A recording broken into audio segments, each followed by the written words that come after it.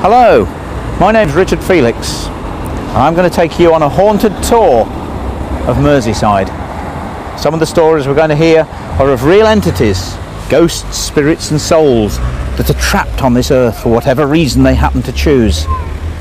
They wish to be released to wherever good souls should go. Other stories are going to be of what I believe are recordings to do with tragic, traumatic and premature death, murders, suicides, battles and accidents. Their time hadn't come, and I believe the energy used by that body in resisting death can be so immense that the actual event can be recorded into the fabric of a building, possibly even the soil. What better place to start this tour than here in the centre of Liverpool at Penny Lane.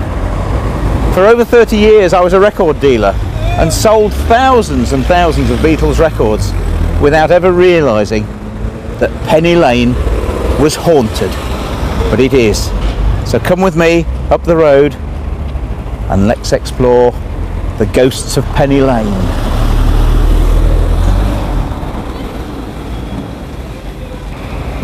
And the property in question is number 44 Penny Lane. It's now property line, and certainly since the 1930s there have been a lot of poltergeist activity emanating from that shop.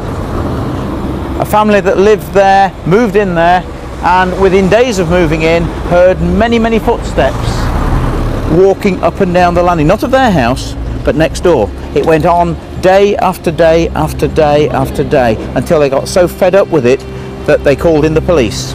The property next door was empty and the police said there were no squatters, there was nobody in there. Eventually they brought in a priest to try and exorcise the ghost, but unfortunately it was to no avail and the family moved out in desperation. Everything seemed to go quiet until 1945.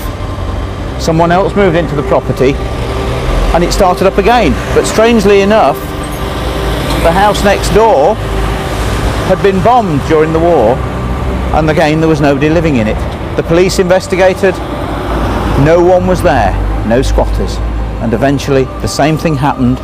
That family moved out. I've just been in and had a word with the chap at Property Line and he said everything seems to have gone quiet, but he said it's also happening other places on the block. And I've been into the glass shop up there and apparently they've told me that they've heard many things, and upstairs in their flat on frequent occasions glasses break, furniture's physically moved around. And although the gentleman didn't want to be filmed, he said, I will tell you one thing, he says, it's a woman.